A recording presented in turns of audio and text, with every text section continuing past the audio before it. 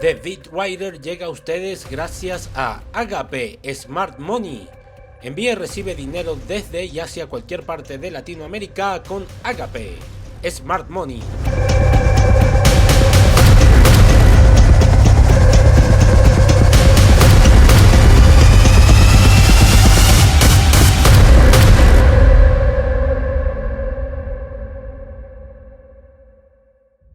Fue difícil el abortar un sueño de llegar a grandes ligas. Sentía que estaba dejando el esfuerzo de toda mi familia abajo, que había fallado, que había fracasado.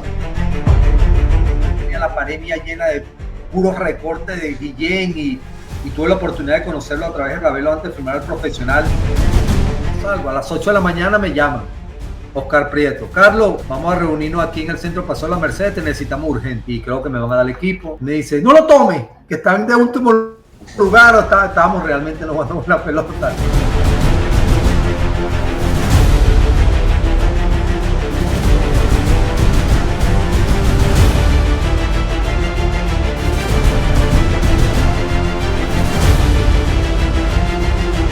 Tubero fue el manager más joven en ganar un título en la Liga Venezolana de Béisbol Profesional. Lo hizo en la temporada 2005-2006 con los Leones del Caracas y después, de manera impresionante, logró el primer título que los Leones del Caracas y que cualquier equipo venezolano ha logrado de manera invicta en la Serie del Caribe de 2006 en Maracay y Valencia.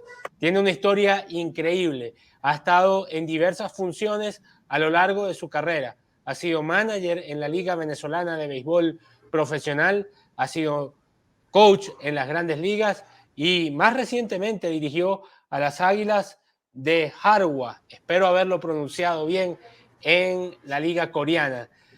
Es para mí un gusto hablar con un buen amigo, con alguien a quien estimo bastante, una persona siempre accesible a la prensa y que sé que tiene muchas historias que contar, que a lo largo de su carrera en el béisbol tiene cantidad de anécdotas impresionantes de las cuales ya hemos hablado anteriormente, pero ahora va a ser en una entrevista grabada que quedará aquí en The Beat Writer para que ustedes la disfruten. Es un gusto recibir aquí a Carlos Subero, pues un buen amigo, alguien a quien estimo bastante y de verdad gracias Carlos por aceptar la invitación. A ti, Marco, muchísimas gracias. Sé que hay ahorita algo de retardo. Realmente ha sido un tiempo que no hemos conversado, pero siempre es un gusto de igual manera estar aquí. Te felicito por el programa que llevas con Beat Writer y la manera como has ido creciendo y evolucionando como periodista. Me alegra bastante. Gracias Carlos, gracias de verdad y gracias por aceptar la invitación.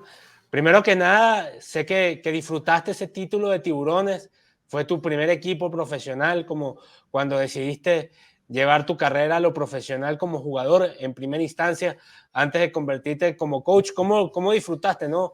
Ese título que sin duda ha sido especial para toda la gente que ha seguido a los Tiburones de La Guaira, que tenían casi 4 décadas esperando ese momento. Sí, yo fui cuando muchacho, yo era caraquista, ¿no? Fanático, pero tremendo de los Leones del Caracas. Sin embargo, Pedro Padrón Panza me firma el profesional con Tiburones de La Guaira y ahí, bueno, se me cambió el cuero de león a tiburón, ¿no? Y es inevitable, cuando tú ves a Tiburones de la Guaira, luego tuve la oportunidad de embarcar un proyecto bien precioso que se dio de 3 temporadas y media y verlos ahora quedar campeón, como decía yo al principio, es inevitable no ir atrás y recordar esa firma en 5 de noviembre del año 1990 y todos esos 8 años que pasamos con Tiburones, con todos ellos, Café Martínez, Osvaldo, jugaba con nosotros, Raúl Pérez Tobar, Carrasco, Cartaya, Galindo, Torres, todos ellos ya al término de su carrera y uno comenzando como novato, ¿no? Y recuerdo que fueron momentos difíciles, creo que en ese lapso no clasificamos sino una sola vez. Y hoy recordaba con un fanático de Tiburones de La Guaira todos esos cánticos, entre ellos uno que coreaba en el solo queremos ganar desde la tribuna, todos nos pedían una victoria, era un equipo, en un momento determinado nos llamaron Salserín,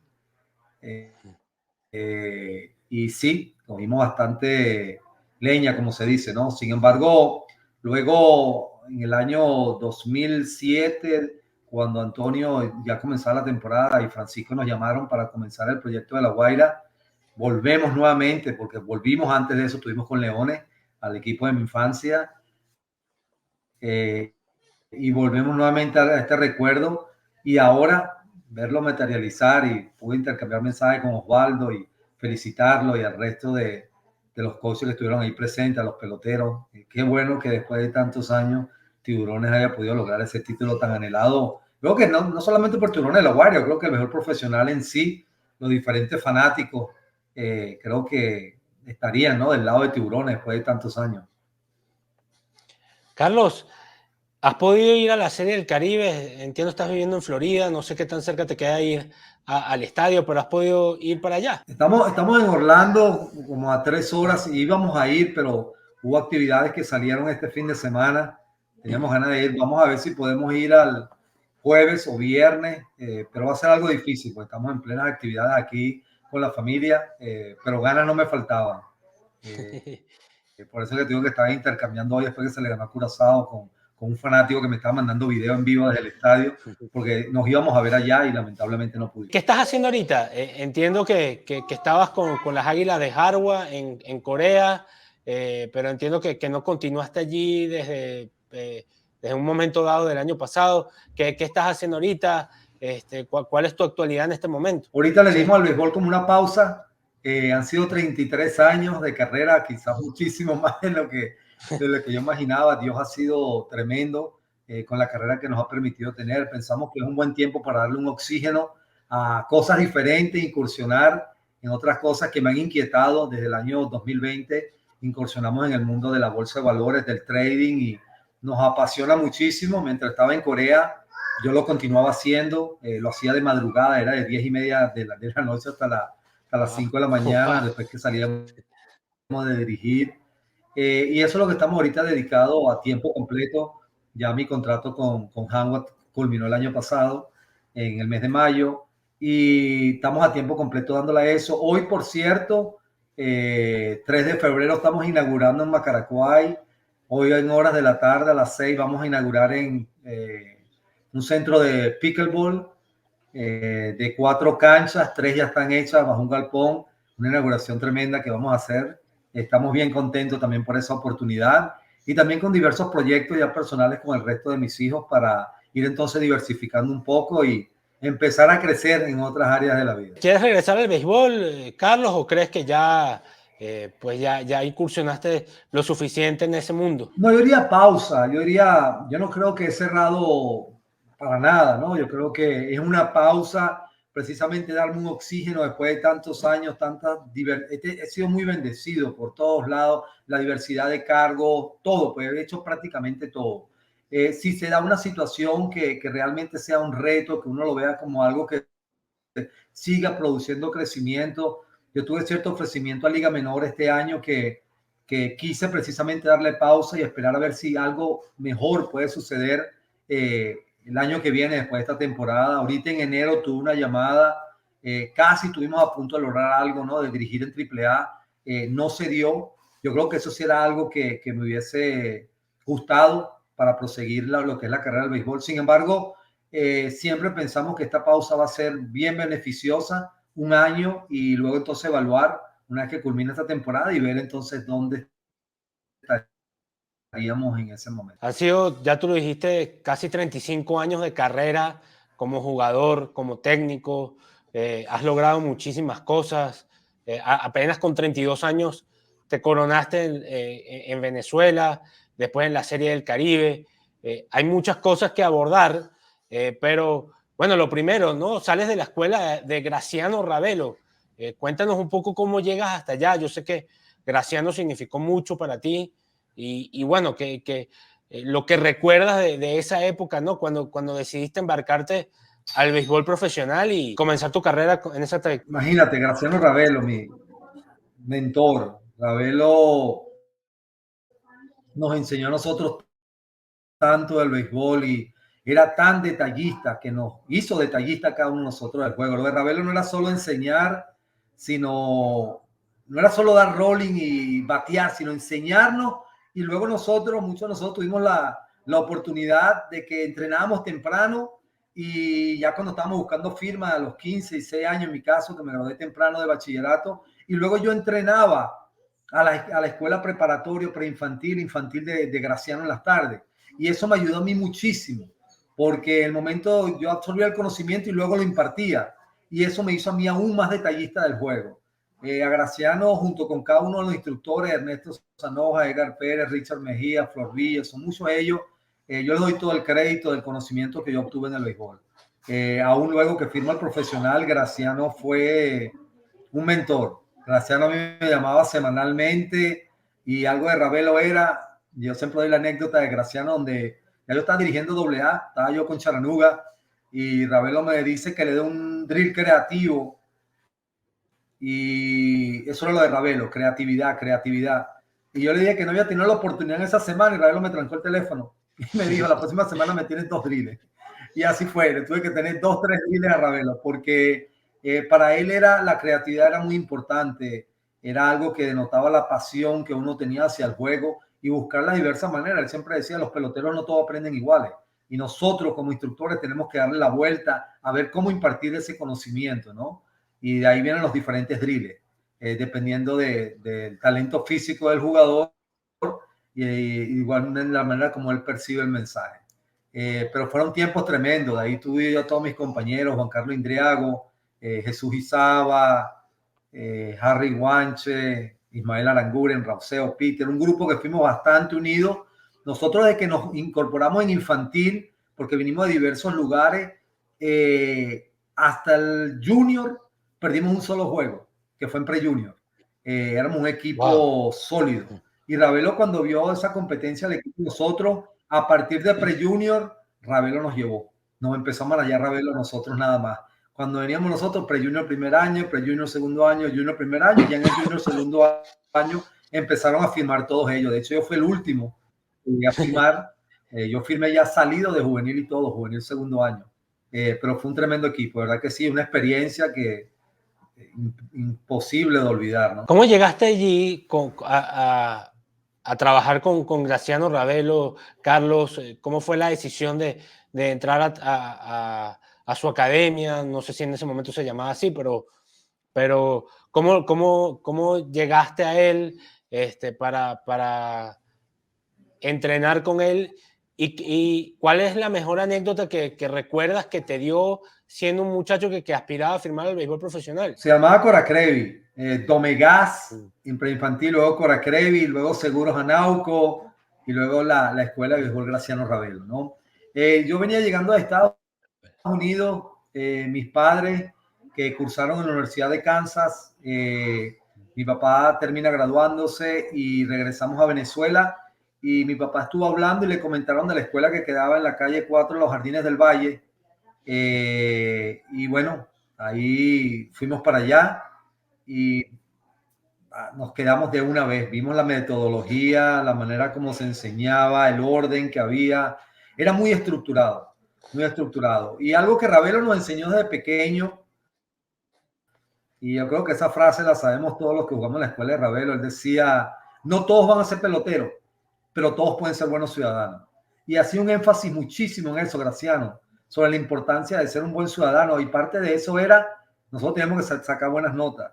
Si nosotros no sacábamos buena nota y le llevábamos la boleta a Ravelo y no sacábamos buena nota, nos cancelaba práctica o no jugábamos. A Dios gracias no nos pasó a casi ninguno, porque todo el mundo se fajaba, porque imagínate, dejar de jugar un fin de semana allá en el 23 de enero en coche, donde eran los juegos nosotros en la planicie, eso era imposible. Otra cosa de Ravelo era, el juego era a las 9 de la mañana y nos mandaba hasta las 8 de la mañana. Pero si tú llegabas a las 8 de la mañana, estabas llegando tarde. Tenías que llegar 10 minutos antes de la hora estipulada y ya nos ponía una hora por delante. Eso era parte de la disciplina de Ravelo. El que no aprendió disciplina con Ravelo no la va a aprender en ningún lado, imposible. Todos nosotros la tuvimos que aprender. Y era así, pues era muy metódico, era muy disciplinado y desde pequeño nos formó a nosotros con esa estructura de cómo se jugaba el béisbol de una manera correcta. Te repetía los fundamentos una y otra vez, una y otra vez, una y otra vez. Cosas como primera y tercera, el rundown. Ya cuando tú tenías 12, 13 años, ya tú dominabas el juego, la parte de los fundamentos del juego, tocar la bola, mover el corredor, infila adentro, infila atrás, doble play. No, tremendo, de verdad que una experiencia tremenda con Graciano. Carlos, ya en 1990, o en 1990 lo dijiste, creo que dijiste en noviembre de 1990, firmas ya al béisbol profesional. ¿Cómo fue eso para ti, lograr esa firma con los Reales de Kansas City e ir a Estados Unidos a hacer esa primera trayectoria de 5 años en ligas menores, 8 años con Tiburones de La Guaira? Cuéntanos un poquito de eso. Bueno, yo creo que la carrera para lograr la firma, increíble. Yo tuve la oportunidad de ir yo todos los trayados que iba, yo los anotaba. Y yo anotaba la respuesta que me daban y el por qué. Pues siempre te decía, mira, tienes que correr más, tienes que agarrar más fuerza, tienes que dar la bola así, tienes que tener más rapidez de mano. Era más o menos la constante que yo escuchaba. Y yo anotaba todo. Entonces yo venía y atacaba esas áreas y me ponía para el otro trayado y ahí íbamos, ¿no? En aquel entonces yo tuve la oportunidad, obviamente Ravelo era scout de Kansas City y tuve la oportunidad de trayar con Ravelo y Kansas City muchísimas veces. De hecho, esa fue la vez número 23 que Kansas City me hacía un trayado. Pero sí también estuve con Emilio Carrasquel, que me dio un seguimiento tremendo cuando él estaba con los Expos de Montreal. Me vio Carlos Loreto con Pittsburgh, Herb Rayburn, que era de Kansas City, luego pasa a ser de los Yankees, también me ve. Ese fue el trayado número 50. Y Wow. recuerdo que era el 5, como te dije, el 5 de noviembre del 90, porque en enero ya yo tenía que empezar a estudiar. Yo me gradué a los 15 años de edad de bachillerato y le pedí a mi mamá permiso para ser pelotero.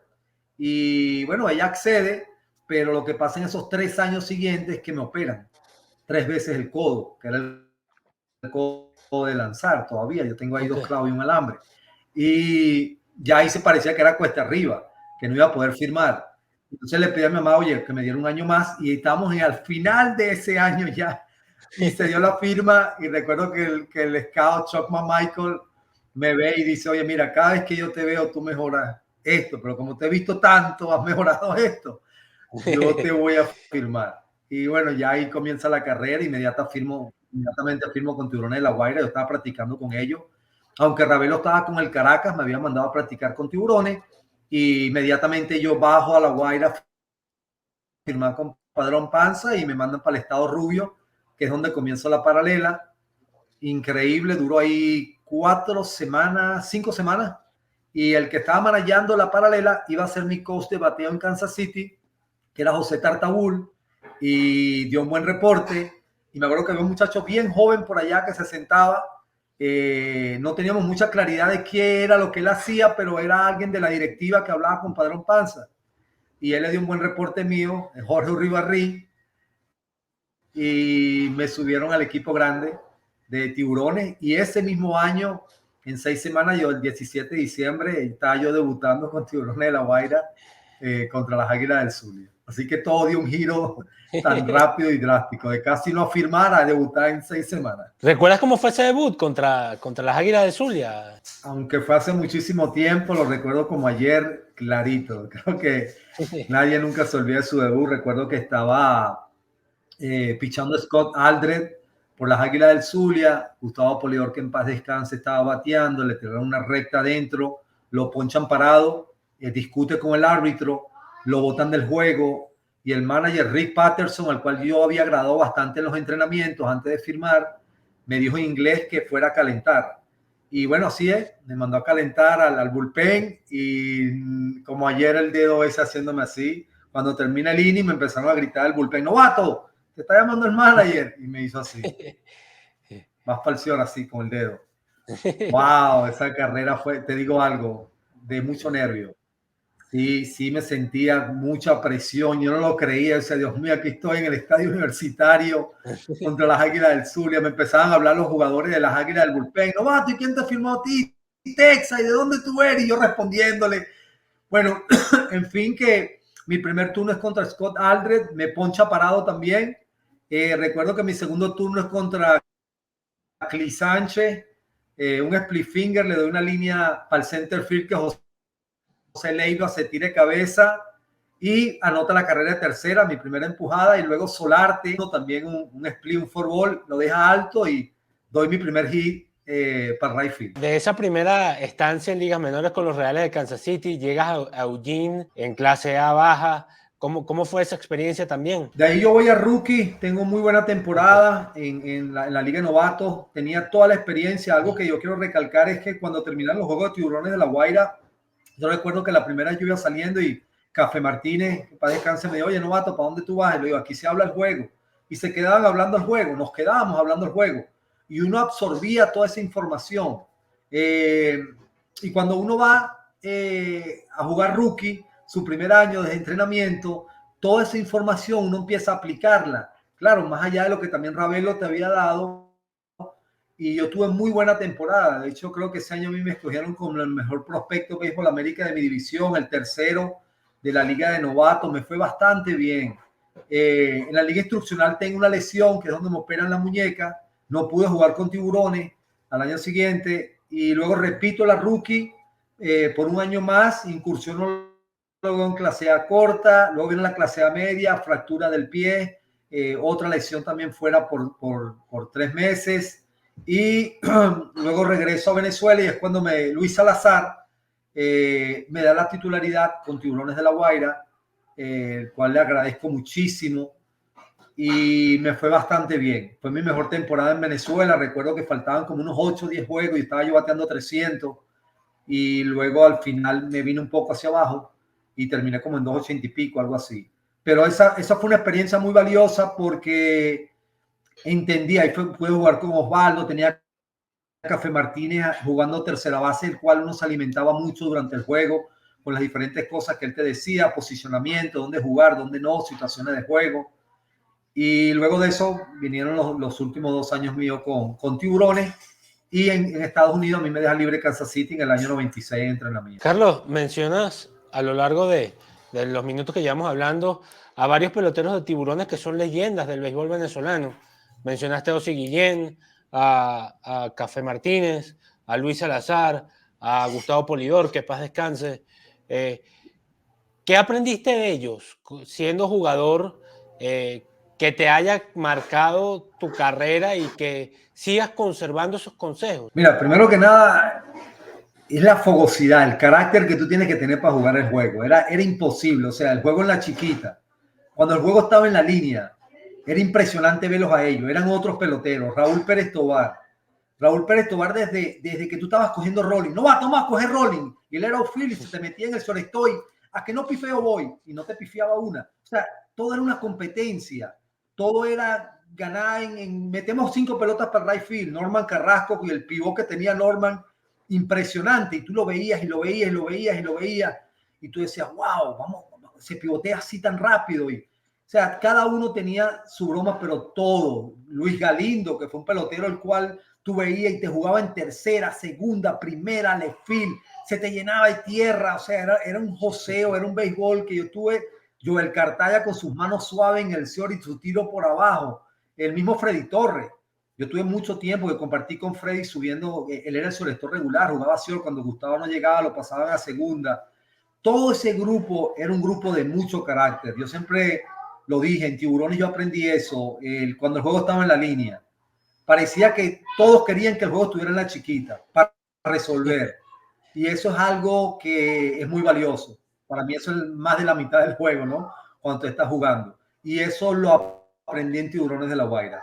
Todo eso, Café Martínez era impresionante. Café Martínez se podía ir de 3-0, de 4-0, 2 ponches, y llegaba el turno importante en el 8º inning y Café iba a su línea y empujaba su carrera. O sea, era algo, y eso era la característica de ellos. No me lo imagino cuando yo estaba en pleno apogeo.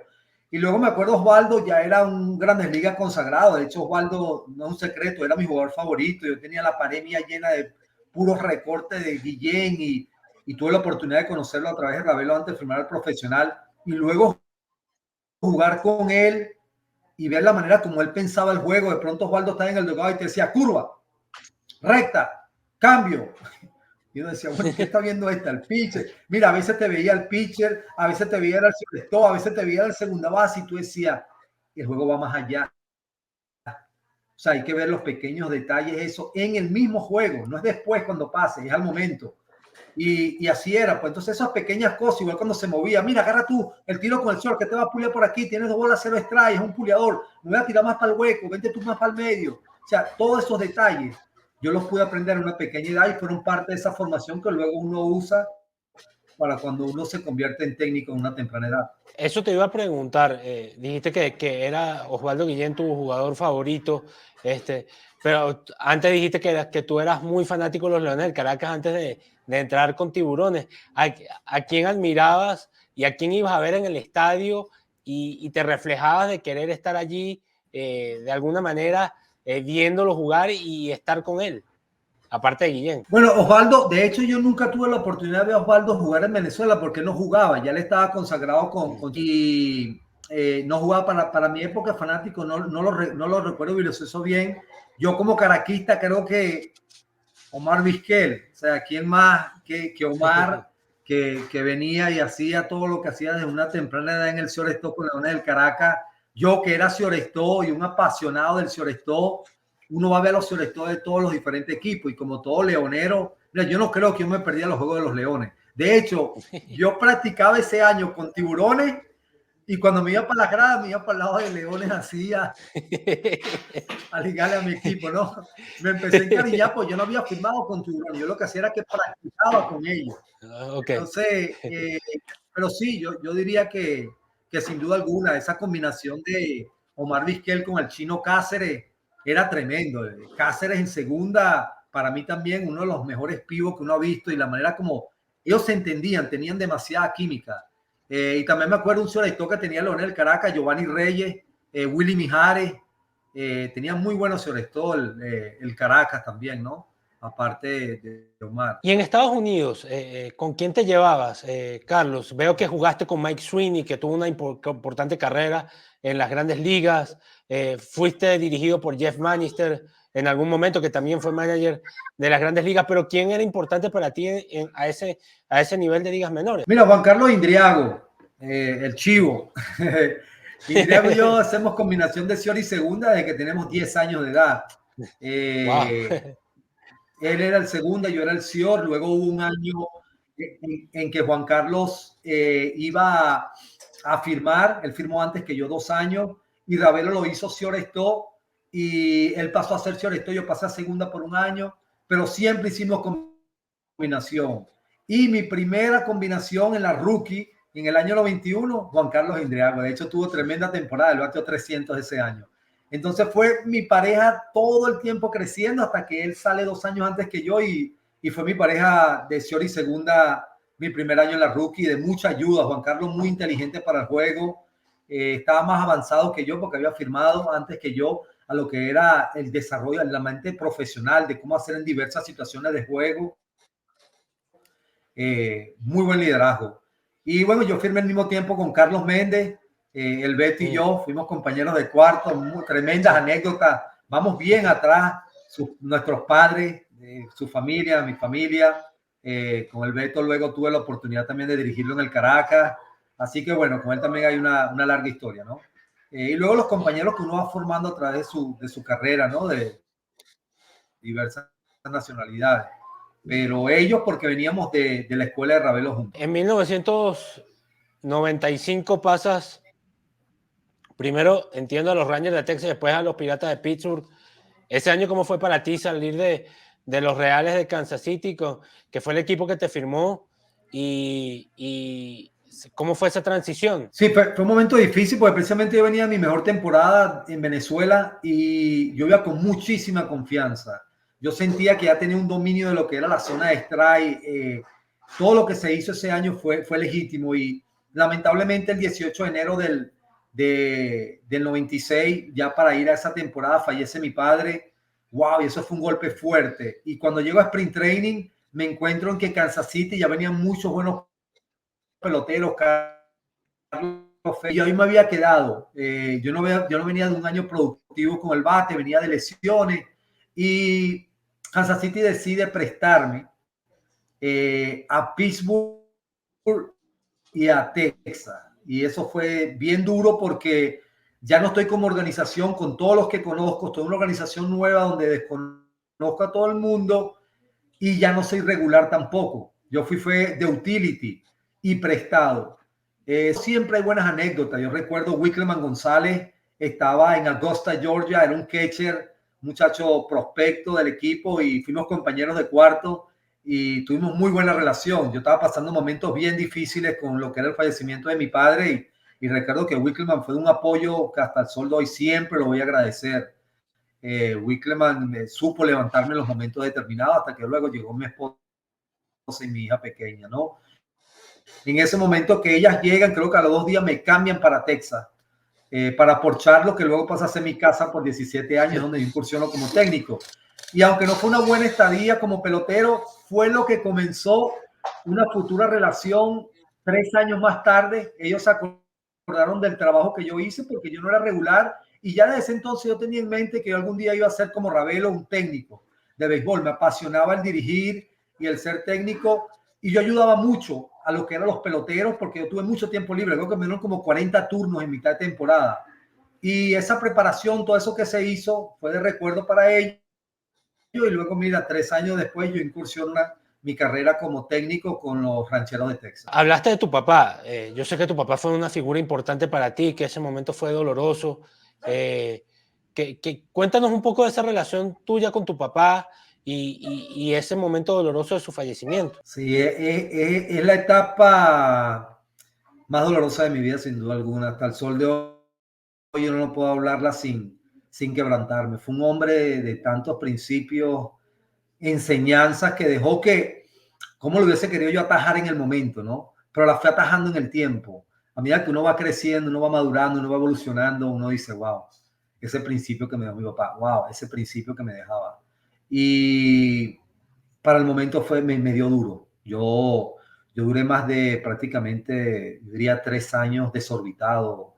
Cuando yo jugaba universitario y veía a ese hombre que no estaba en la tribuna D, y sabes, está el resto de mi familia que siempre me ha dado apoyo, pero él fue una figura, y yo no sé cómo lo hizo mi papá, realmente estaba en mi práctica, estaba con mi hermana en su estudio, estaba él trabajando, buscando a mi mamá, estaba en todos lados, y tuvo una capacidad extraordinaria de cubrirnos a todos nosotros. Y él falleció de una manera bien inesperada, de un ataque al corazón, y eso nos dejó así en el aire, ¿no?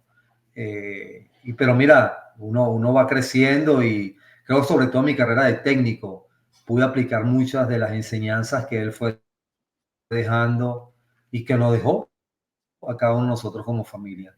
Pero sin duda alguna le doy gracias a Dios por el padre que me dio y siempre agradecido. Cada uno de mis logros siempre está presente mi papá.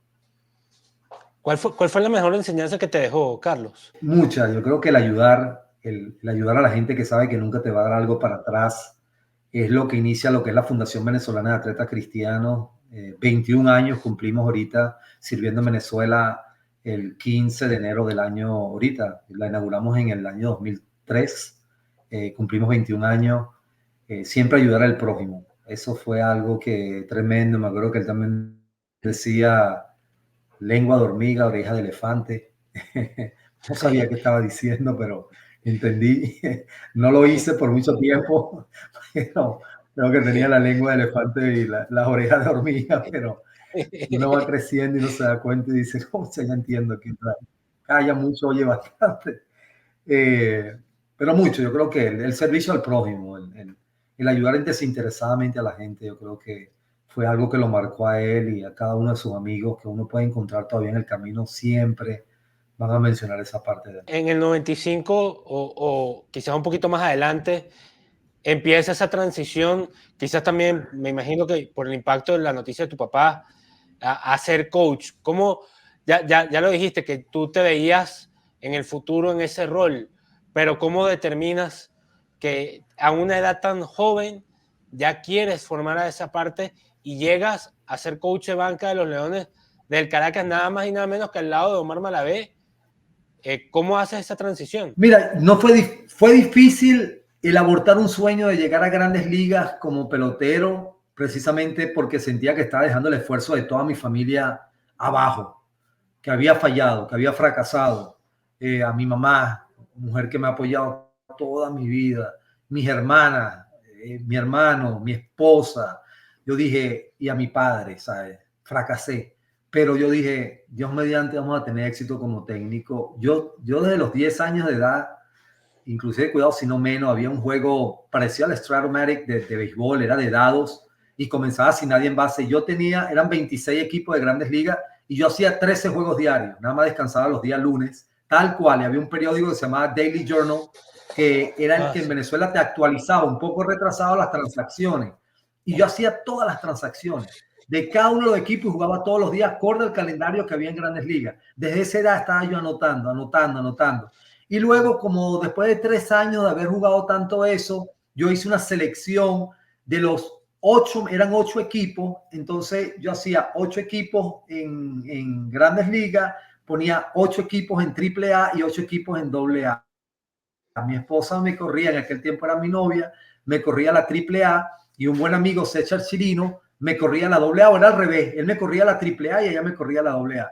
Y yo hice una selección y Mark Langston, bueno, todo ese poco, George Brett, toda esa gente. Y el que le iba yendo mal, entonces yo decidía, lo bajaba, le preguntaba a él, mira, ¿quién le está yendo bien del grupo, del equipo número 1 o del equipo número 3? Necesitamos un picheo abridor. Todo eso lo hice yo por 3, 4 años. Entonces, a medida que yo iba jugando y iba esta parte paralela, iba yo estructurando, haciendo equipo, haciendo roster, line-up, leyendo periódico. Eso, yo sabía que algún día yo quería ser dirigente. Yo dije, el día que se acabe mi carrera de béisbol, Dios mediante me permita ser técnico, porque siempre fue algo que a mí me apasionaba, el don de enseñar. O sea, me encanta ver la gente crecer y desarrollarse. Y inmediatamente yo dije, se acabó, fracasamos con el béisbol, vamos a embarcarnos ahora como técnico.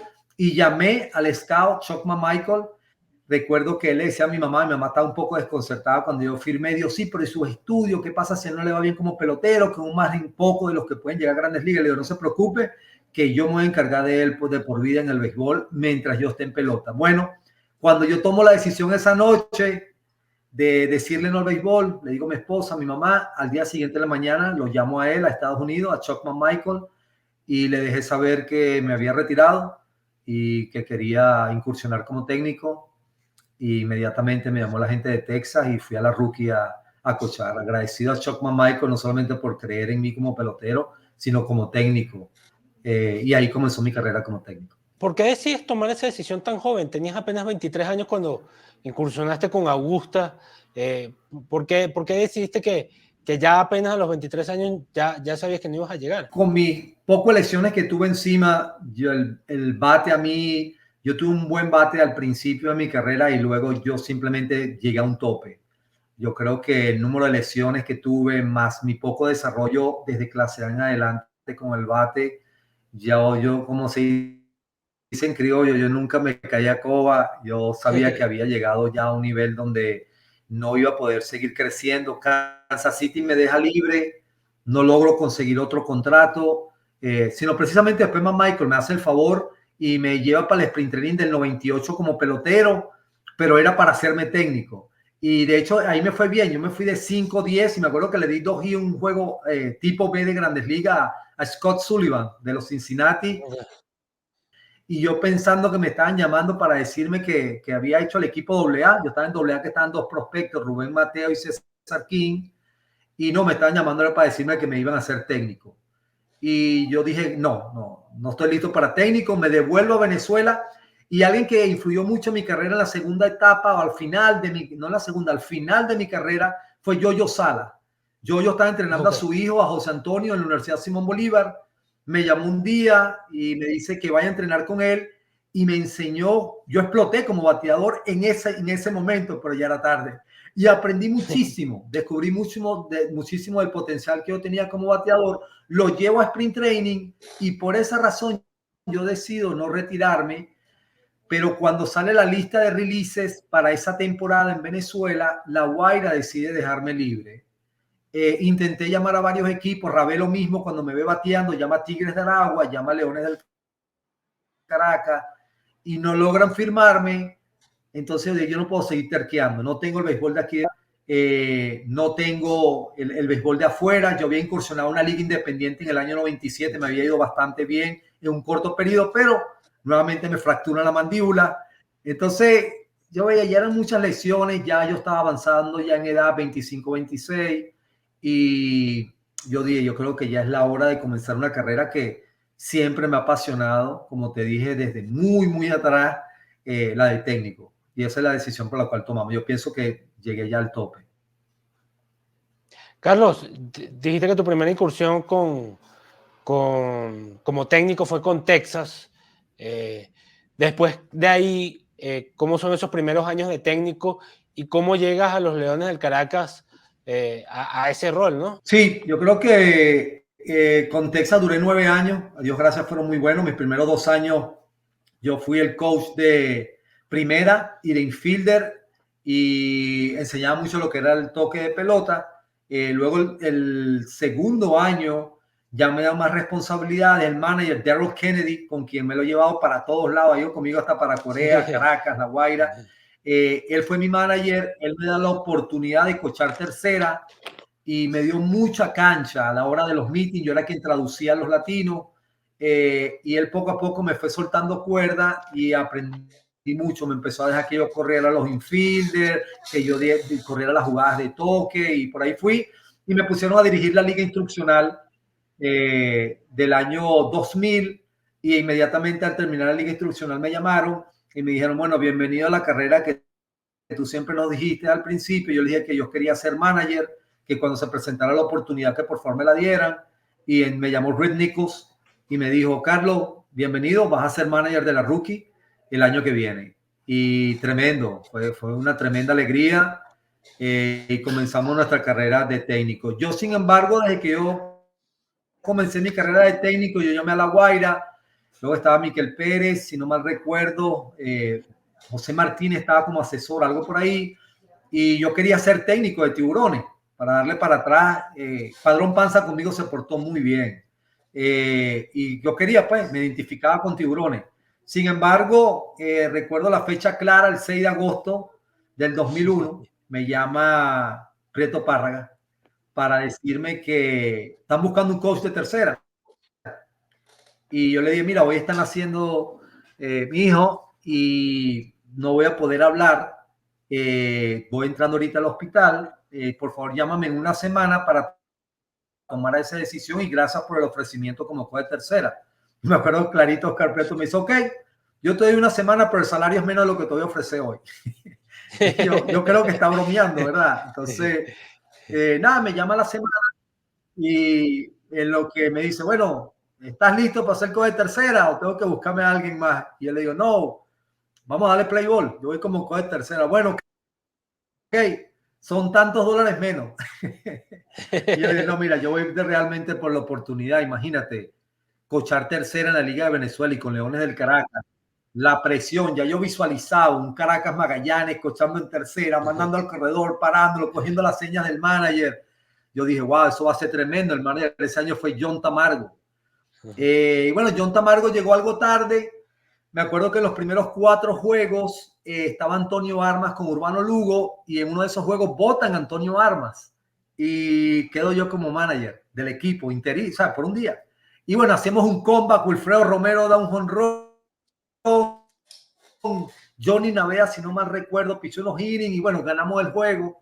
Y luego llega John Tamargo, el cual no tuvo una temporada muy exitosa y fue dejado libre y Leones del Caracas me da a mí la oportunidad a los 29 años de ser dirigente.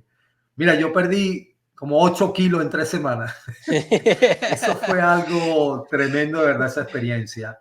Pero sirvió de muchísimo porque es lo que yo digo, pudimos recoger los frutos en el año 2005, pero es precisamente yo llego con Ariel Prat y con Luis Ávila en el primer año de ellos con el grupo Cisnero a Leones del Caracas y al final de la temporada nos sentamos en el centro comercial Paseo Las Mercedes y yo les entregué a ellos un reporte de 22 páginas, recuerdo, sobre todo lo que teníamos que hacer en mi consideración para echar adelante este proyecto, entre lo que costaba firmas a peloteros de la línea central, pagarles en dólares algunos bonos, 2 paralelas en vez de 1, y bueno, por ahí muchas otras cosas que salieron.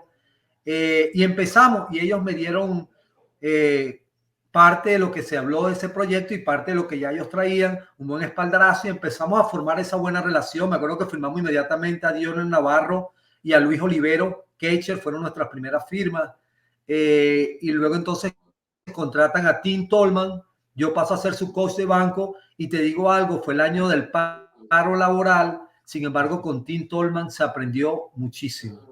Tim Tolman muy inteligente, y íbamos encaminados.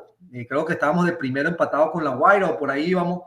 Se da el paro laboral y al año siguiente, entonces, cuando viene Omar Malavé, sin embargo, recuerdo que en los mítines que hacíamos en Miami, una vez lo hicimos en Detroit también, se me daba a mí mucha cancha para hablar sobre lo que era del equipo y lo que venía del equipo. Y ahí establecimos esa relación con Omar por 3 temporadas, y luego entonces se da lo que es digo yo, el final feliz de recoger esos frutos, pero fue un trabajo que vino desde antes, y en el cual hay que acotar mucho a Ives Hernández. Muy buena relación con Ives Hernández. Wow, Ives en su camioneta no sé cuántas kilómetros, porque eso era, nos íbamos en carro para Caribe y nos regresábamos el mismo día, y eso era hablando pelota y del equipo y hablando, y muy buena experiencia con Ives, de verdad que sí. Ives hizo un gran trabajo con Leones del Caracas, siempre en los sprint training se acercaba, era el que mediaba, dialogaba, y bueno, mi eterno compañero Francisco Cartaya, el cual nos conocemos desde la Escuela de Ravelo, hizo un trabajo espectacular en la paralela de Leones, que al final para mí repercutió mucho en los resultados más adelante, ¿no? Y luego con Tiburones de La Guaira también se hizo el mismo proyecto, y Francisco siempre de la mano ahí trabajando con él. ¿Qué aprendiste de Tim Tolman y de Omar Malavé que te llevó a tener ese éxito en la 2005-2006? Omar era su relación con los peloteros. Yo nunca en 3 años escuché a Omar hablar mal de un pelotero. Nunca, o sea, ni un comentario, nunca, o sea, y eso es casi que imposible, ¿no? Los managers bajo presión, y él vivió mucha presión con Leones. Luego de esa final con Tigre de Aragua, que Tigre de Aragua nos gana a nosotros allá en Maracay, Omar empezó a vivir mucha presión desde el comienzo de la temporada del año siguiente, porque el público desde el inicio comenzó, y Omar nunca le echó la culpa a nadie. Siempre asumía él la responsabilidad, desechaba él toda la carga, y yo creo que eso es algo que es valioso como dirigente, ¿no? El que yo nunca lo había visto de él apuntar a un pelotero, decir, mira, fue culpa de él, o es que él no está bateando, o es que él no trajo la carrera, o es que le dieron el jonrón. Nunca. Y con Tim Tolman, ya era la parte técnica y la manera. Me acuerdo que una vez estábamos jugando Caracas Magallanes y estaba el estadio lleno, y Mark Guerra abrió el juego, y a Mark Guerra le hicieron 5 carreras en el primer inning. Y ya tú sabes cómo es el fanático no del Caracas, del béisbol en Venezuela. Y ya desde que la base estaban llenas, sin out, gritando y que sacaran al pitcher, y todo el mundo como que sin nada. Y yo de reojo miraba así para el bullpen, y estaba Mike Álvarez al lado mío, y nada, 1 carrera, 2 carreras, y yo nada, y el hombre no paraba a nadie. Bueno, le acaba el inning, Mar Guerra sigue en el juego, y ahí yo le pregunto a Tim, hey Tim, ¿vas a Guerra? Me dice, oh sí, comenzó lento, el comando no lo tenía como es, sin embargo, mira Carlos, par de infield, mordió la zona un poquito ahí, el umpire no le dio los picheos, ese va a tener tus 3, 4, 5 innings hoy, tú vas a ver que lo va a pichar bien. Ese fue el primer inning que lo tuvo un poquito, y yo decía, no puede ser, Dios mío, ¿qué es esto? Yo me estoy perdiendo algo aquí. Mira, y te confieso, 5 innings, Guerra, 4 innings en 0 después de eso.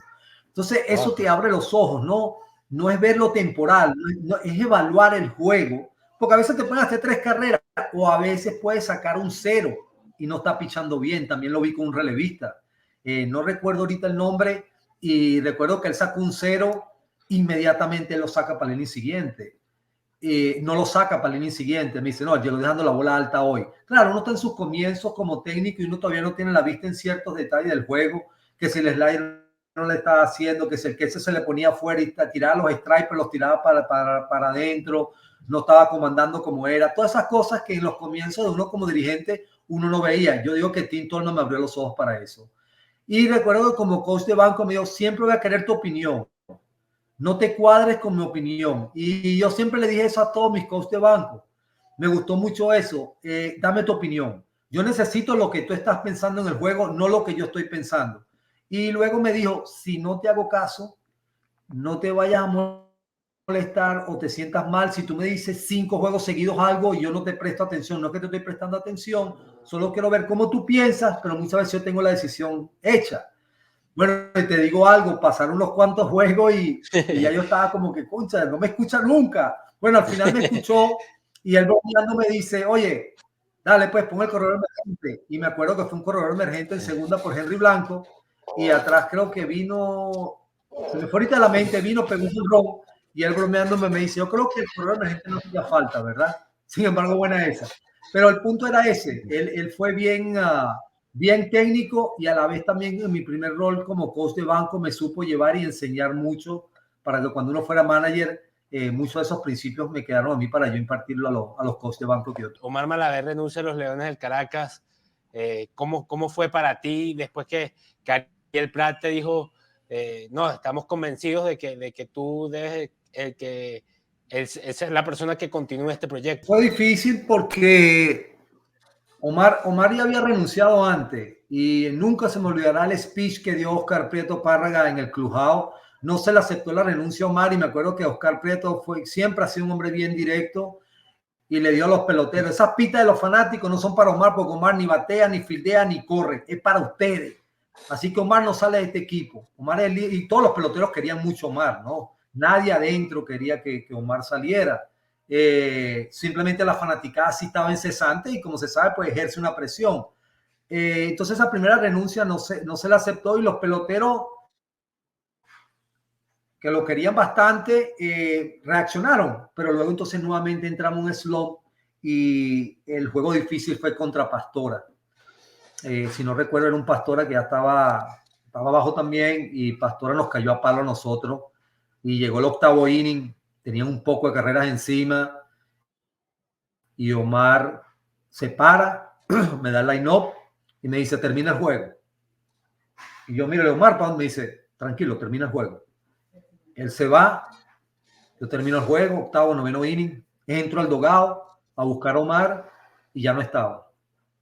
Entonces ya uno comienza y se va atrás a 2 semanas y uno dice, wow, ¿será que Omar va a renunciar? Entonces yo llego a casa en la noche, inmediatamente me voy a la casa, llego a los muebles y yo sentía que venía el momento. No hay duda. Y como en el primer momento te comenté que no fue tan bueno, perdí 8 kilos, muchas derrotas, el equipo, claro, ya hay 4 años más de experiencia, ya yo estaba manejando clase A, ya yo conocía bien a los Leones del Caracas arriba y abajo, tenía radiografía de todo esto que veníamos haciendo juntos. Sin embargo, había poco de temor. Y yo lo único que sentí claramente fue, Carlos, encárgate de dirigir a los Leones y yo me encargo de tus victorias y tus derrotas. Yo sentía que era la voz de Dios y yo dije, bueno, si mañana me presentan el equipo, yo lo hago. Me fui a dormir tranquilo, porque yo estaba bien tranquilo. Te estoy hablando de que yo duré como 3 horas batallando yo solo en los muebles. Toda mi familia está en Estados Unidos, mi mamá ya estaba durmiendo a esa hora. Cuando salgo en la mañana, bueno, no salgo, a las 8 de la mañana me llaman. Oscar Prieto, Carlos, vamos a reunirnos aquí en el centro Paso de la Merced, te necesitamos urgente. Le dije a mi mamá, voy saliendo y creo que me van a dar el equipo. Me dice, no lo tomes, que están de último lugar, estábamos realmente no jugando una pelota. Y yo le digo, tranquila, ahí vamos a ver qué pasa. Y en lo que llego, efectivamente, Ariel me dice de la renuncia de Omar y que quieren darle continuidad a lo que se viene haciendo, que si yo aceptaba, yo le digo, bueno, ya ustedes saben que yo acepté la primera vez como interino, Ariel, yo creo que lo único sería que esta vez no me mencionen como manager interino, que yo sea el manager, porque yo estoy bien claro en mi posición, yo me las voy a jugar de todas, que si las cosas no salen, yo tampoco regreso con Leones del Caracas. Entonces, si me nombran manager y no interino y vamos a darle, él me dice, ¿cuáles serían tus primeros movimientos? Bueno, yo tenía que ir a las bases de todo lo que habíamos hecho. Yo siempre he considerado que cuando un equipo de la Liga Venezolana no le está yendo bien y hay muchos jugadores de experiencia, tienes que buscar a esos peloteros jóvenes que tengan carácter, peloteros que sepan, como te dije al principio, que lo aprendí en Tiburones, que vayan a resolver la chiquita, que vengan porque un novato te levanta un equipo y le empieza a quitar un poco la presión a todos esos veteranos que sí saben lo que es quedar eliminado. El novato no, el novato llega con el entusiasmo, llega la familia, los amigos, lo ven debutando, lo ven por televisión, van al estadio y está el ímpetu de quererlo hacer bien. Y nosotros nos conocíamos a la paralela, teníamos la radiografía bien perfecta ahí, teníamos a Julio Franco, a Mario González, que ya estaba también en el equipo grande, estaba Julio, y nada, lo subimos. Y me acuerdo que el coach de picheo lo dejamos ir, y cuando suben ellos, hicimos varios movimientos y ahí empezó todo. Me acuerdo Gregorio Petit y bueno, cada uno de los muchachos son demasiados que fueron sacando la cara por el equipo y fueron levantando el equipo. Hubo lesiones, me acuerdo que Marcos Cútero se tuvo que ir porque la esposa daba luz. Y así fueron sucediendo ciertas cosas, pero cada ventanita que se iba abriendo iba dando la oportunidad para que un joven viniera y luego el veterano también se encendió. Ya empezaron Henry, todos ellos, Alex. Cada uno de ellos empezó a jugar a su máximo potencial y terminamos un diciembre caliente, tremendo. Creo que fue 3-5, algo por ahí.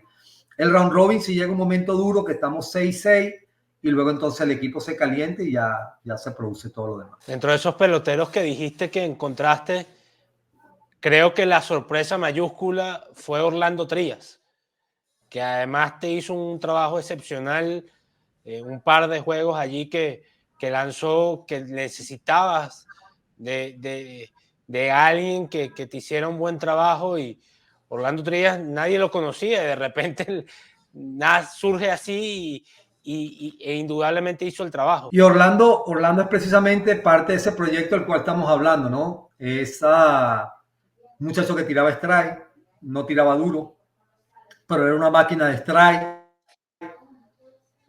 y era aguerrido, o sea, tenía un carácter, tenía un dominio propio precioso, pues lo teníamos en la paralela. Y Orlando venía de pichar en la Dominican Summer League, si no mal recuerdo, él no había debutado ni siquiera en Estados Unidos. Y creo que había dado como 6 bases por bola en 70 innings, por ahí estaba algo. Y los reportes de la paralela de Julio era eso, era una máquina de tirar strike. Y tenía sus picheos ahí, el cambio lo tiraba, el sinker. Y entonces cuando viene la decisión, que fue tremendo, porque nosotros íbamos a contra Navegantes del Magallanes, y el que ganaba pasaba a la final con Tigres de Aragua. Y me acuerdo que ganamos 2 juegos en Puerto La Cruz cerrado, y viene la discusión, ¿quién va a abrir? Y recuerdo que se quería en parte Franklin Morales, pero ya Franklin le había pichado ya demasiado al Magallanes. Y creo que en las últimas salidas no le había ido muy bien. Y estaba Edwin Hurtado, que era un veterano de 1000 batallas, con muchísima experiencia con Cardenales de Lara, y alguien que podía aguantar la presión de lo que significaba ese juego, porque no solamente era un juego de round robin, sino literalmente el que gana pasa a la final. Entonces era un juego importante Caracas-Magallanes. Y inmediatamente yo no vacilé, yo dije, ese es Orlando Trías. Orlando Trías no lo conocen, no lo han visto pichar nunca ellos. Orlando tenía solamente un inning que había lanzado en todo el campeonato en el round robin. Y yo dije, el factor desconocimiento puede que agarre una tolotería tan fuerte como la del Magallanes. Estaban todos ellos. Y jugamos con eso. Y hubo debates internos en que si se quería la experiencia o Franklin, que Orlando Trías. Y yo creo que al final lo que prevalece es algo que yo recuerdo un momento le dije a Ariel, si nosotros no clasificamos, ustedes no me repiten. Entonces, déjame morir con lo que tenemos, ¿no? Con lo que yo pienso. Y ahí mismo Ariel miró a Oscar y miró y dijo, vamos a darle.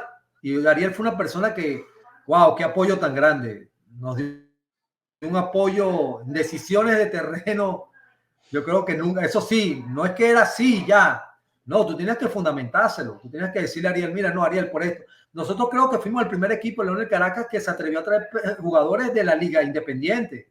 Trajimos a Kevin Hentor, que quedó relevista del año, a Brad Cromer, ¿no? Entonces, volviendo a lo de Orlando, mira, yo creo que por esto, Orlando debe ser el abridor y mira, se dio y no solamente abrió ese juego, abrió en la final contra Tigre y luego, si no mal recuerdo, Puerto Rico y ganó hasta 7 innings fue después. Era una máquina de tirar strike de Orlando, pero digo lo mismo, tiene un carácter tremendo, un dominio propio, no se asustaba en la chiquita. Y por último, recuerdo cuando leí la noticia en el dogado, en el clubhouse, se la di el mismo día antes del juego. Y le dije, Orlando, te tengo una buena noticia y una mala noticia. La mala noticia es que tu familia no te va a poder ver. Nuevamente, si no mal recuerdo, es del Tigre. Y la buena noticia es que tú eres el abridor de hoy. y yo quería ver la cara. Y Orlando, la cara fue, ¿de verdad, jefe? Algo así, unas palabras más o menos así. Fue como que yo dije, no, este es el chamito. Este va a resolver. Y fue, hizo muy buen trabajo. Carlos, hubo un episodio dentro de ese momento de levantar el espíritu de los Leones, en el cual discutes con un umpire a propósito para levantar el ánimo del equipo. Y que la gente pensó que tú estabas peleando, pero lo hiciste a propósito. Lamento, y no sé cómo se me fue de la mente, lo tenía el umpire americano de home, el cual recuerdo como ayer también esa jugada, fue un batazo al outfield, Franklin Gutiérrez lo da, el left field se tira de cabeza, la bola pica y ellos dicen que la bola la agarraron en el aire, nos meten doble play, se acaba el inning y arranco yo y digo, aquí es el momento. Vamos a hacer una pausa. La entrevista fue una conversación muy larga, muy amena y vale la pena dividirla en dos partes para que ustedes la disfruten con calma, para que puedan tomarse un espacio entre una parte y otra. Así que vamos a dejar esta primera parte hasta acá. La semana que viene vamos a continuar con la segunda parte de esta entrevista a Carlos Subero. Mientras tanto, les recuerdo que nos pueden apoyar en nuestras redes sociales, todas son iguales, de BeatWriter, y me pueden apoyar suscribiéndose a nuestro canal de YouTube en la parte de abajo de la pantalla. Le dan al botón rojo de suscribirse, a la campanita que está al lado para que les lleguen las notificaciones cada vez que estrenemos un nuevo episodio y seguirnos en la sintonía aquí en The Beat Writer, que vamos a seguir continuando aquí publicando bastante contenido para compartirlo con ustedes. Yo soy Marcos Grunfeld, es un gusto compartir estos trabajos con ustedes y espero que nos sigan apoyando. Nos vemos la semana que viene con la segunda parte de la entrevista a Carlos Subero.